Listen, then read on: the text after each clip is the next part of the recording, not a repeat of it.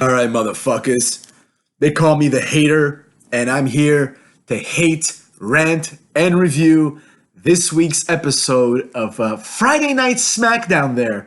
It used to be called Smackdown Live, but when they switched it to Fox, it's just back to Smackdown now. Smackdown, I used to love it when I was a kid, back in the day when we had good wrestlers like JBL and Eddie Guerrero, but they've switched it back and forth from Tuesdays to Thursdays to Fridays, live, not live. It's always been they pretended it's always been a big deal, but it never really has. But this time, I figured it might be different, After this week's episode of AEW Dynamite, I figured things couldn't get worse, but yet they have. I reluctantly say, I didn't watch NXT, but I reluctantly say that based on this week, AEW did in fact put out a superior show than all of WWE's shows. So without further ado, let's start the hate. First, the show opens up with a one-on-one match between Roman Reigns and Seth Rollins, the Raw champion, the Universal champion there. The winner of this match would get the first pick for their respective brands before they got drafted. So I guess at the opening of this show, Rollins, of course, is on Raw, and he's going to end up on Raw almost certainly because he's the champion of Raw. He has the red belt. And Roman, he represents SmackDown because that's the show he was on. The match was decent, You don't expect much from these two, just a bunch of back and forth. The first thought I had was, remember when this felt like a big deal? When both Rollins and Reigns felt like big deals. And when a match between the two of them meant something because they were part of the Shield, and that was something that everyone pretty much liked. Corey Graves says that these two guys were part of one of the best three-man groups ever, the Shield, of course. And he doesn't mention Dean Ambrose, Jon Moxley, for all you nerds, because he doesn't wrestle for WWE anymore, and because, let's face it, he was the third worst guy, or I should say the worst guy. Third worst would mean best. He was not the best by any means. So the match, there was a bunch of back and forth, a very strike-based match. The thing that I kept thinking was, why would Seth Rollins hit the curb stomp? He couldn't beat Bray Wyatt with 12 curb stomps. So why would we think that anyone, let alone Roman Reigns, would fall to even one curb stomp?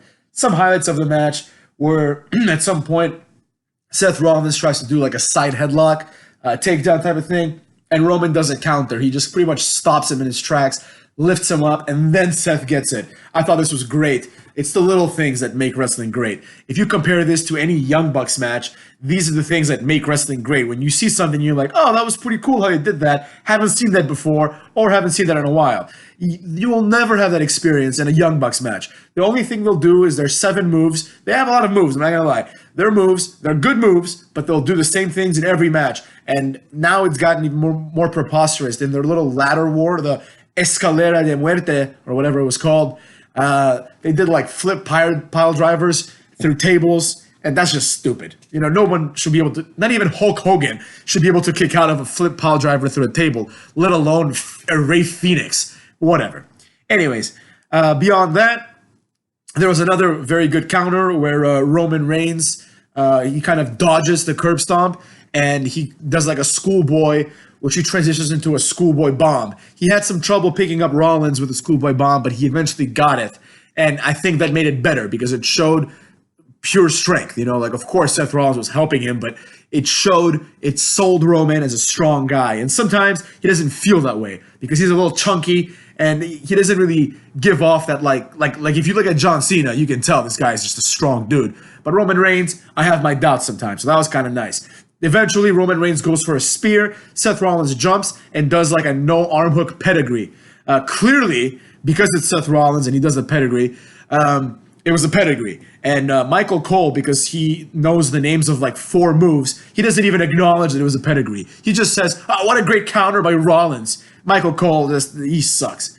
Anyways, the match was going well until The Fiend comes in and interferes. Now, this is stupid for a bunch of reasons, some of which I'll get to in a bit.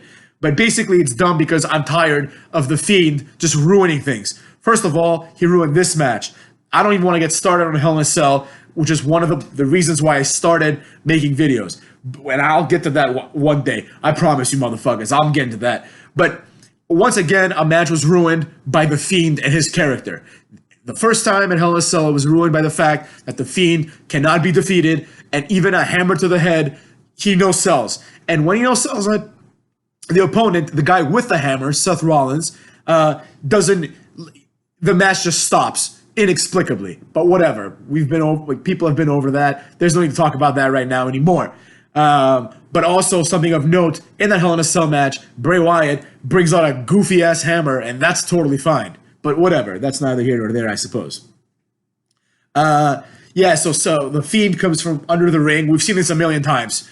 Judas Messias and TNA did this first recently. Well, I guess it wasn't that recent, but Kane has done this. Michael Cole pretended that he'd never seen this before. It was stupid. Fiend comes, does the mandible claw, drags Seth under the ring. Now this I had a problem with because luckily Seth Rollins escaped from under the ring. Because if they cut the commercial or something, and I'm supposed to believe that Seth Rollins now is under the ring, and we won't see him until presumably on Monday, what the hell would have happened to him if he was under the ring? But he came out, and Michael Cole said the very wonderful and memorable line of the Fiend dragged him to hell. No, he didn't, idiot. He dragged him under the ring where there's like tables and Gatorades and a bunch of other crap. And he dragged him there for 1 minute. It didn't even matter. This was completely useless. The fans start chanting holy shit because apparently a lot of these people were AEW fans because that was not a holy shit moment. That was a cringy ass, retarded moment. Now, the draft starts, but before we get to the draft, they show what they call the war rooms there, the boardrooms. A bunch of idiots who represent Fox and a bunch of idiots who represent USA. Now, these people, I don't know where they found these people. It looked like they went to some random improv class in whatever dump of a town they were in, and they just got the entire class. These people did not look like executives. They looked goofy. And even in that context, right, they do not look like wrestling fans. So the fact that you have a room of 12, 13 people, and I'm supposed to believe that these people care about Becky Lynch, or even worse, Ricochet, is just unbelievable and stupid. But they did that a couple of times, and I hated it. So then we get to the first picks. Because Seth Rollins wins by DQ this time, Raw gets the first pick. This was obviously going to happen because if Raw's getting 3, it's going to be obviously be Raw, SmackDown, Raw, SmackDown, Raw. It's not going to be SmackDown, Raw, SmackDown, Raw, Raw again, right? That would be stupid. There would be no flow. So Raw picks Becky Lynch. Now, it should be noted that only 30 out of the 70 eligible superstars were part of this draft. So that's why I didn't really catch this. I caught it, but they didn't really make it clear as to which 30 and which 40. So I had a lot of questions, like when people started getting drafted, and I'm like, well, wait a second. Why is Heavy Machinery being drafted and Brock Lesnar is still a free agent? That makes no sense. But all that's going to be taken care of on Monday. Nonetheless, Becky Lynch, I don't like her. She creeps me out. She's cringy. She used to be hot, and now she wears weird clothes, and her voice is just annoying. So, but needless to say, kayfabe-wise, she clearly is the biggest draw, and she is someone that has been taken very seriously and has been pushed to the moon. She main evented WrestleMania, and she's been hot ever since. So that makes sense. Secondly, SmackDown draft Roman Reigns, and they show the boardroom like cheering and high-fiving each other like, oh, we got Roman Reigns. Oh, that's what we wanted all along. Get over it. That's stupid. Obviously, everyone would have wanted Becky Lynch from a kayfabe perspective. Now, of course, if I were building my own company, I would not. Becky Lynch wouldn't even be a top 20 pick because you need more than just Becky Lynch. You need people that she's going to feud with, and she's not that interesting herself anyways. Third, Raw picks the OC. This was a good pick. I like this. Being part of the first round makes sense. AJ Styles is obviously a star, and he is the U.S. champion. So, of course, on this night, when there weren't that many champions, the champions should obviously be prioritized. And in addition to that, you get the jobber team of Luke Gallows, a.k.a. Festus, and Mr. Generic himself, Carl Anderson. But I like them. Overall, as a three-man group, I like them. They have history. They work well together. So that's nice. Next, SmackDown picks Bray Wyatt. Now, you would think, from kayfabe, This guy just ruins matches, right? He has only beaten Finn Balor since his return. He hasn't been around in like a year prior to that. This guy should not be a top pick. From that point of view, and also from the fact that this guy is supposed to be a crazy dude, and you do not want a crazy dude on your show. If we're to believe that these people are taking the draft seriously, the networks care, why would a network want a guy who is basically insane and a monster to be there to attack their other talent, right? It made no sense, but whatever. I guess they're just trying to say Bray Wyatt's cool, so he's gonna be picked pretty early on. Next, Drew McIntyre. Obviously, Drew McIntyre is a real wrestler. When this guy left, he was always like a good wrestler. He had a good look, but when he left the first time around, he was a jobber. He was fired because 3MB sucked. And when he came back, in my opinion, he went from boy to man. He was grizzled. He had chest hair. He just looked jacked. He was picking people up, beating their ass. The Claymore, I know I say that big guys need big guy finishers, but the Claymore makes sense because he is a tall guy and he can kick almost anyone, even like a Braun Strowman in the face. And because he's a big dude, he's got to be like 265, 280, something in that range. Being kicked by someone like that is believable. The end. Drew McIntyre rules. He should be champion. There's absolutely no reason why a jobber like Kofi Kingston should have gotten the title before Drew. But yet here we are. And for that matter, not even Seth Rollins. Next, we have, for at least the 17th time in the last month and a half, Baron Corbin, King Baron Corbin, against Shorty Gable. For some reason, after they changed this guy's name from Chad Gable to Shorty Gable, to me, he just looks shorter. I don't know how to explain it. He just looked like a tiny, tiny dude. He tried to do like a Chaos Theory German suplex. The pin was botched. There was no reason why anyone could kick out of that. The match was pretty straightforward. Nothing special here. This feud is just stupid. It was never interesting, and now it is thankfully, hopefully over. Baron Corbin wins with the end of days. Pretty much rendering the entire Chad Gable run useless. Baron Corbin won the King of the Ring, and Baron Corbin hopefully won the feud. Chad Gable is a jobber. This guy, he's good in the ring. He would be great on 205 Live, but they're he can't go there now because now he's Shorty Gable. You can't just associate Shorty Gable with being relegated to 205 Live. He now has to be stuck on Raw or SmackDown.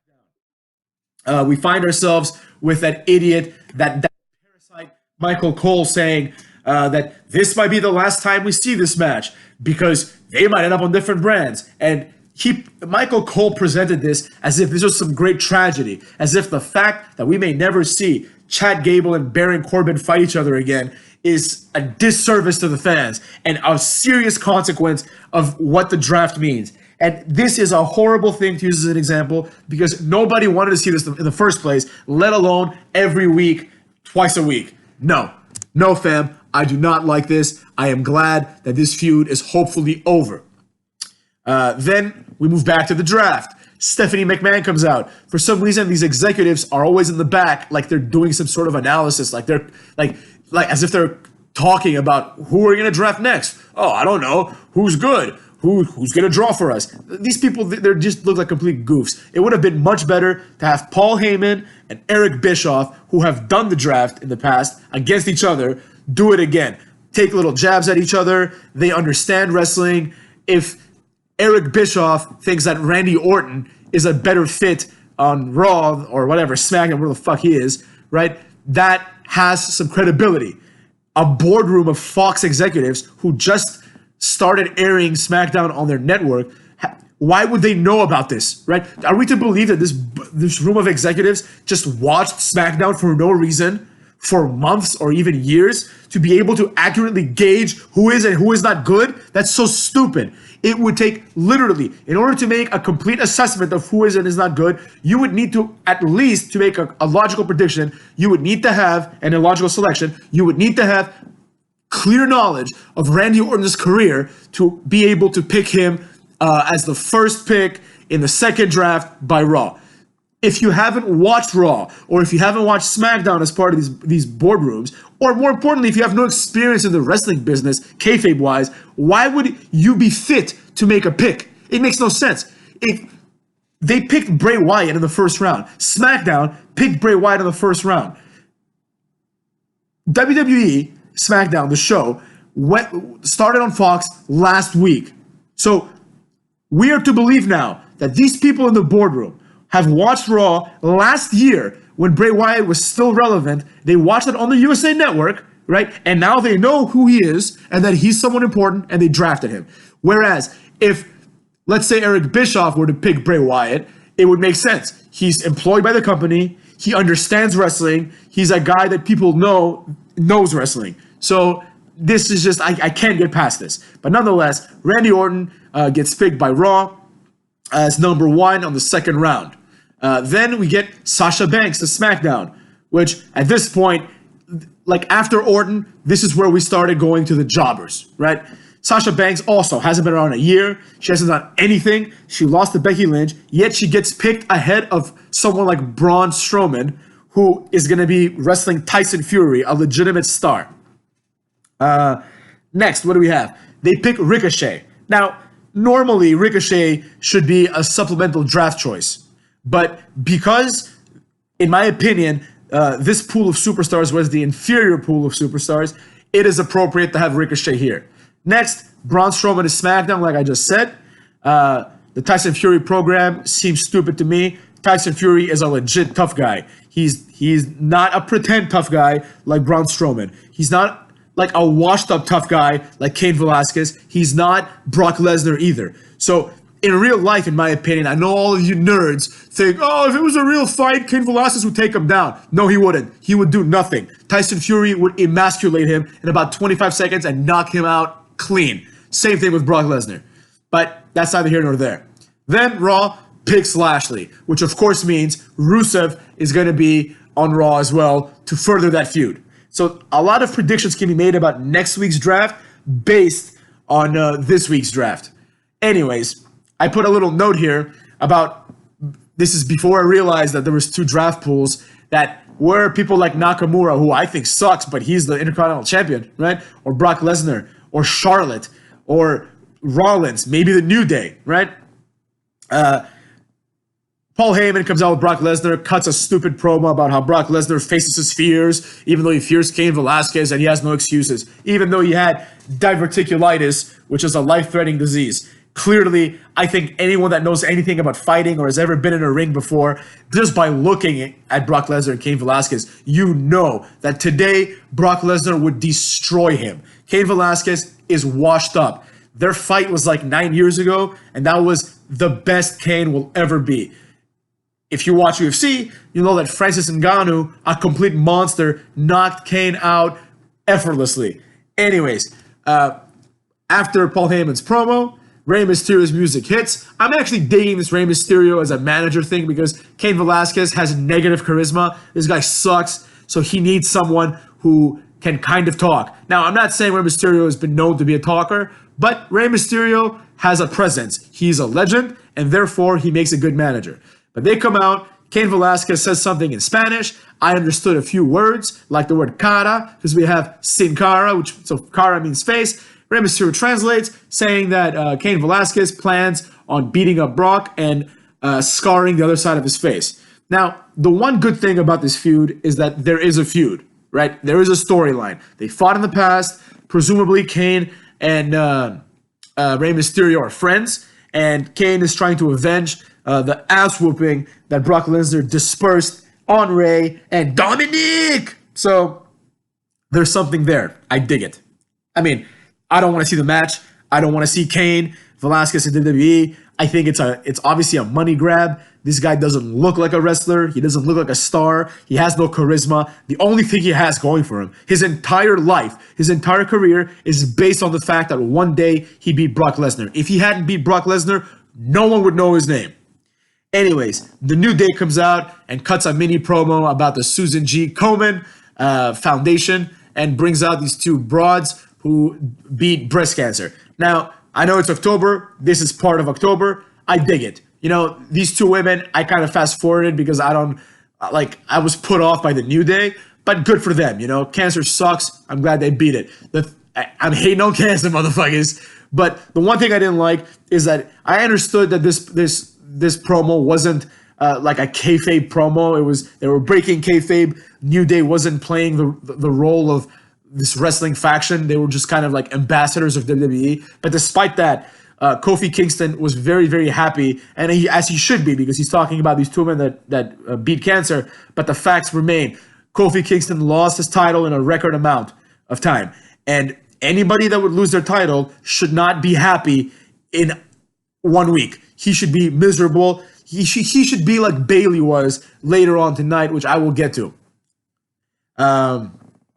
This leads to a New Day match against the OC, 6-man action. I kind of fast forward a bit of this match. The finish was Kofi hits Trouble in Paradise on AJ and pins him clean. Now, I don't like this because the OC has just been drafted to Raw. They should have been established as a valuable pick for Raw. I think they were the second pick overall that Raw had, so they should have been established a bit more. Kofi Kingston just lost in 8 seconds. If he took another loss, nothing would happen. The OC can use a win, especially Gallows and Anderson, who I thought were going to get a slight push. They got the titles for like a day, and they dropped them again. So hopefully something happens with that on Raw, because otherwise AEW will continue to win. I'm sorry to say, I don't like those motherfuckers, man. AEW sucks, but this sucked ass even more. After that, we immediately get to the next round of draft picks. Alexa gets picked by Raw, Lacey by SmackDown, right? Now, here's the issue. Lacey got picked by SmackDown, and later on, the same draft, after Owens goes to Raw and Revival goes to SmackDown, Natalya gets picked to Raw. Now, I understand. Obviously, Lacey Evans is the star here, right? She's the one, I think, even more so than Alexa Bliss, that has potential. However, kayfabe-wise, motherfuckers, Natalya beat her numerous times in like a last man standing match, made her tap. So Natalya, in my opinion, should have been higher up on the draft. I cannot believe I'm saying that. But kayfabe is kayfabe, bitches. And then nothing really happens, probably a commercial break, and we have the next and final round of the draft picks. Viking Raiders go to Raw, which makes sense. They're undefeated, but they've been beating jobbers, so there's no reason to think that they should be higher up. Maybe they should be higher than Owens, even though he had an important program. Revival are the champs, so they should have been picked, in my opinion, earlier. Revival should have been picked probably like after Orton, maybe, or something like that. Like Revival should have been picked pretty high up, because just the fact that they hold championships. In the first ever draft, Billy and Chuck, who were the tag champs, were picked in the first round because they were the tag champs, and you would want the champs to be on your brand. So after Viking Raiders, Lucha, the 3 Rey Mysterios get picked. I don't know why they don't add Sin Cara to this. He's not doing anything. I actually like Sin Cara. He's a tough guy in real life. He can wrestle. There's no reason why he shouldn't be there, but he's not. Nikki Cross goes to Raw. This splits up her and Alexa. No, it doesn't. They both ended up on Raw. So if they're still a tag team, that's stupid, because tag teams could have been drafted as one person. So if Raw, this is so dumb now that I think about it. Raw wasted 2 picks. They wasted a pick on Alexa, and they wasted a pick on Nikki Cross, when they could have just picked them both as the former tag team champs. And I think they're still going to have a program with the Kabuki Warriors. So they should have just said Alexa and Nikki and picked, I don't know, Eric Young or someone awesome with their other pick. Whatever. That's just stupid. They didn't think this through. Like, this is something that I just noticed right now. But anyways, Heavy Machinery goes to SmackDown, and the Street Profits go to Raw. That's a good pick, and here's why. Because they're a team that comes from NXT, and this legitimizes the draft. This makes it so the draft is slightly unpredictable, and they can then continue doing those little vignettes that actually are pretty entertaining on Raw, where they kind of explain the show to all the idiots. I dig those. Those are fun. Montez Ford, this guy is charismatic, man. I am sold on him. At first I was like, this guy sucks. He's got bitch tits, but this guy is charismatic, and he could make a really, really, really good manager one day. This guy will never be WWE champion. He's about 130 pounds, but he's charismatic. He can he can take like a Leo Rush type role, like an annoying type manager, and he can manage someone like a Drew McIntyre or a Lashley, probably a Lashley, because Lashley is kind of like stale on the mic. You can tell by Lashley's face that he's a good dude, and there's no room for good dudes in wrestling. I think at some point Tyson Fury cut a promo or something. I must have skipped it, but which was a mistake because Tyson Fury is cool. Lastly, we had Charlotte, the Queen, versus Bayley. Now, I hate Bayley. Bayley, I think, is garbage. But she came out today, which was weird because she looked like a pig. She looked like she gained about 10 pounds. But her haircut, I dug it. I dug it because it makes her look prettier. And more importantly, it gets rid of that stupid-ass sideways ponytail and generic haircut she had. Her hair was dyed black or a much darker color, which fits her new character. Now, this is the same thing they did with Sasha Banks. They changed the hair, and I'm supposed to be sold that different hair makes a different character. Meanwhile, on AEW, which again, I'm not a huge fan of, but I will give them credit where credit's due. In AEW, Jericho comes out looking like El Chapo in the first segment, and then he comes out looking like a mix of the Hellraiser guy and Freddy Krueger by the end with the jacket with the spikes. So Jericho in the same show wears two different outfits, and two different outfits give off two different impressions of him. One, he's this sadistic in-ring monster, and then the other one, he's almost like the Ayatollah of rock and rolla again, with a flashy jacket and the sunglasses, looking like $1,000,000. So I don't like this trend of change the haircut, and it's a new gimmick all of a sudden. A new gimmick is something like, I hate to say it, but The Fiend, like, he is the exact same character as Bray Wyatt. He's just a creepy dude, but he has made strides to be different. He has a new finisher. He has new entrance music. He has a new look. So he's trying. The gimmick is exactly the same. He's just a creepy guy that attacks people for no reason. But he is trying to make it work. Compare that to Sasha, who is the same exact character, just her hair is a different color. Or Finn Balor, who sometimes is the demon when he feels like it, does the same exact moves, and for some reason, monsters like Bobby Lashley are supposed to be afraid of this guy when he puts on paint. It's ridiculous. Anyways, this match was garbage. I didn't like it at all. The finish was stupid. It was this ridiculous, like, pin. A lot of it's going on right now in AEW also. A lot of these, like, bullshit roll-up finishes. Nonetheless, Bayley wins the title again. This felt stupid. It seemed like the only reason that Charlotte won the title was so she could get her 10th reign, and I don't like that. Nonetheless, they cut to like a promo basically where Michael Cole is explaining like that the people that weren't picked this week will be free agents, and you can check that out on WWE.com. And that next week on Raw, we will have a different draft. And this kind of overlapped with a promo that Bayley was cutting in the ring. And when they cut back to Bayley, it just cut to her saying the word bitches, right? And then Michael Cole's like, what did she say? Shut up, Michael Cole. You know damn well what she said, you little bitch. But anyways, that was good. It was unintentional, but it was good because it's just this girl who's supposed to be this like nice girl that hugs kids, just saying bitches, yeah, bitches. Box like what's his name, Tom Segura would say, just bitches, right? And then people boo. We missed what she said before that, but people boo. And then she says, all you people make me sick, or like I hate all of you, or something like that, which was great. When a wrestler turns from face to heel and they cut the I hate the crowd promo, it's stupid. Like when Carlito would do it every couple of weeks, he'd go from face to heel, or Big Show, like, oh, you never show me respect. Like, her promo was unintentionally ambiguous because they cut it, and also purposefully ambiguous because even if they didn't cut it, she couldn't have said much. She didn't have that much time. And she sold it well. The point was that the hugging, I love you, let's be friends, Bayley, is dead and gone. And what you get is what you see.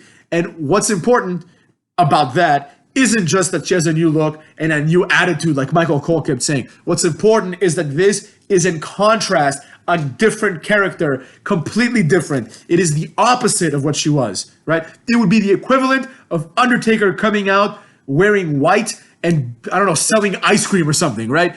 That's what made it great.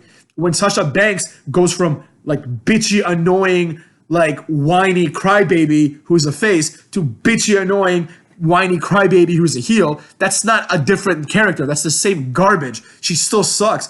Bayley, who I have hated up until today, like she won me over, man. She won me over today because of that.